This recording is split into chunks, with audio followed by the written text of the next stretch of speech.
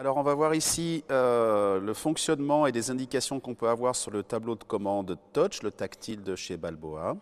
Donc ce que l'on voit dans un premier temps sur la bande bleu foncé en haut, le symbole H, le symbole R, le symbole O3, l'heure et puis le bouton qui permet d'inverser la lecture du tableau de commande. Ensuite, des boutons qui correspondent à une petite ampoule, la lumière qui est éteinte pour l'instant, la température, c'est la température de l'eau. Le petit thermomètre qui monte progressivement, ça veut dire que le spa est en cours de chauffe actuellement. Il y a une pompe qui est en fonctionnement, c'est la raison pour laquelle on voit tourner un petit symbole ici au niveau des pompes, et puis ensuite le bouton qui permet d'accéder aux différents réglages. Donc le symbole H indique qu'on est en réglage d'une plage de température haute. On a la possibilité de régler deux plages de température. Une plage qui va de 10 degrés jusqu'à 37 degrés, c'est la plage de température basse, ou une plage qui va de 26 degrés 5 jusqu'à 40 degrés, c'est la plage de température haute. Le petit symbole R signifie ici qu'on est en mode ready, c'est la priorité au chauffage. Ça veut dire que dès lors que le spa est en demande de température, même s'il n'est pas pendant une plage de filtration programmée, la pompe se mettra en route pour accéder à la température souhaitée. Le petit symbole O3 signifie qu'actuellement, en fonctionnement, on a l'ozonateur qui est en route, on a l'heure qu'il est actuellement, et là, la possibilité d'inverser ou non la lecture du panneau de commande. Pour rentrer dans les plages de programmation ou pour notamment programmer la température que l'on souhaite dans le spa, il suffit d'appuyer sur les flèches du haut pour sélectionner la température que l'on veut. On va mettre 30 degrés ici. Ça va redescendre à la température de l'eau du spa et ça se programme automatiquement.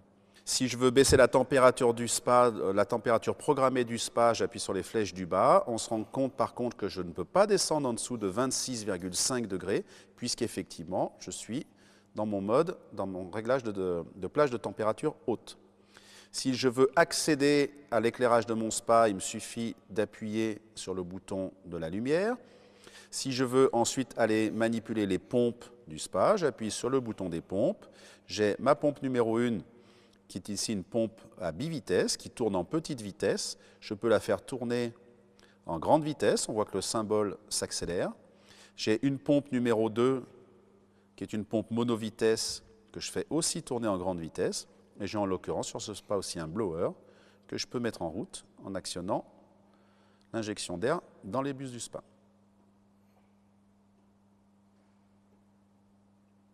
Je reviens au tableau de commande principal.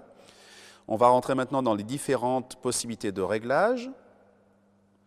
Donc je peux régler ce qu'on appelle chaleur.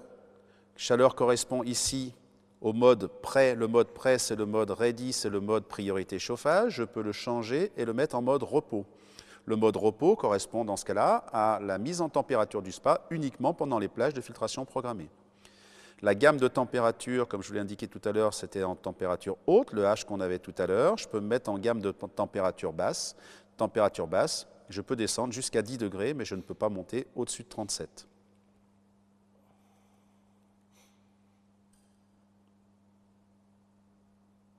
Je veux ensuite accéder à l'horloge.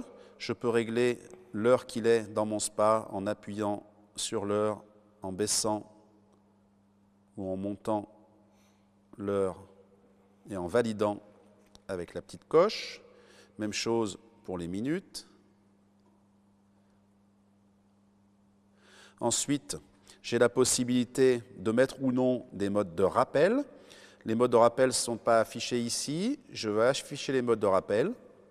Ça veut dire que cycliquement, vous référez à la notice d'utilisation, mais vous allez avoir des modes de rappel qui vont vous dire vérifier le pH, nettoyer la cartouche, changer l'eau, etc. Vous pouvez avoir ces modes qui s'indiquent automatiquement sur votre tableau de commande pour éviter effectivement d'oublier de faire ces opérations. Vous avez la possibilité ensuite d'accéder au mode de verrouillage. Vous avez deux verrouillages possibles, soit le verrouillage de l'intégralité du panneau de commande ou le verrouillage simplement des paramètres de programmation, c'est-à-dire les modes de chauffage, les gammes de température et la température du spa. Lorsqu'on le veut verrouiller, par exemple, ces modes-là, uniquement les paramètres, on appuie dessus, verrouiller les paramètres, je maintiens 5 secondes le doigt sur verrouiller. Le petit cadenas s'allume Et à partir de ce moment-là, je ne peux plus changer les paramètres du spa, à savoir que si on se remet sur le tableau principal, je n'ai plus la possibilité de modifier la température, je n'ai plus accès au mode de réglage. Si on veut déverrouiller les paramètres, déverrouiller, on maintient 5 secondes.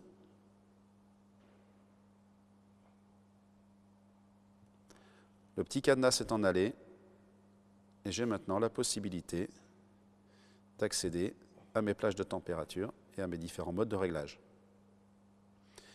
Ensuite, on va régler les cycles de filtration.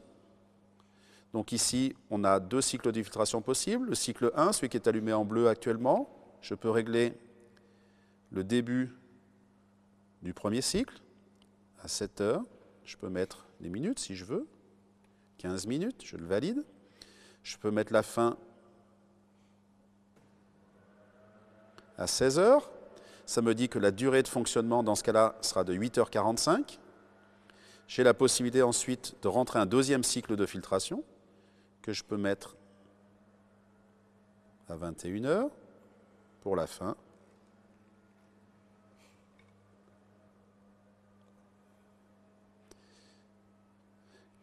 Pour la fin à 23h. Être prêt correspond au mode d'attente qui permet notamment d'éteindre toutes les fonctions du spa. On voit qu'il n'y a plus rien qui est allumé, les pompes ne peuvent pas tourner. Tout ça, ça s'arrête pendant 1 heure. Le temps restant est indiqué ici. Vous allez avoir un décompte qui se fait par minute. Au bout d'1 heure, automatiquement, s'il n'avait pas eu d'action sur le tableau de commande, le spa se remettra en route tout seul. C'est un mode qui permet soit de faire la vidange du spa, soit de nettoyer les cartouches en étant sûr d'arrêter toutes les pompes au moment où on veut faire cette opération. En appuyant sur n'importe quel bouton, on revient au mode habituel. Là, vous avez vu les fonctions du premier partie du tableau. Deuxième partie du tableau, les modes de nettoyage.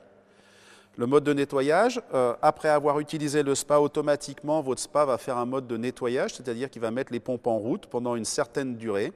Vous avez la possibilité de choisir cette durée, ça se fait de manière automatique, 1 demi-heure par exemple, je le valide. Vous avez la possibilité de rentrer ou non le mode M8. Le mode M8 ici est en marche, je peux le mettre ici sur arrêt. Le mode M8 est un mode qui permet de gérer de manière la plus intelligente possible la gestion du chauffage quand on est en gamme priorité chauffage, donc le mode ready, le mode prêt. C'est-à-dire que quand on est en mode prêt, le spa fonctionne toutes les demi-heures pendant une durée à peu près de 2 minutes pour mesurer la température de l'eau et affiner la température de l'eau à la température demandée. Quand on utilise le mode M8, eh ben, au bout d'une demi-heure, si la température est toujours bonne, le spa va réanalyser 1 demi-heure plus tard. Si 1 demi-heure plus tard, la température est toujours bonne, il réanalysera 1 demi-heure plus tard. Et en fait, il évitera d'avoir des cycles de démarrage qui se font toutes les 30 minutes automatiquement, mais qui peuvent être reportés jusqu'à 2h30 en fonction de la température et du besoin de chauffage. Vous avez ensuite la possibilité de choisir les unités, donc la température en centigrades ou en Fahrenheit, le mode de réglage de l'heure, vous avez la possibilité de choisir la langue. Donc vous avez la possibilité ensuite d'aller sur le petit symbole détail. Détail vous indique les infos du système, rien de particulier là-dessus. Et ensuite, le mode service. Service, 2 choses particulières. La première, la possibilité de régler la durée d'éclairage du tableau. Donc, écran éteint après 30 minutes, on peut régler ça comme on veut. Et la possibilité, notamment, de voir tous les défauts système qu'il y a pu avoir. Ça, c'est plutôt pour le service après-vente. Dernière chose, le mode test, vous rapprochez de la notice d'utilisation par rapport au mode test, pas de choses particulières à regarder pour vous à ce stade.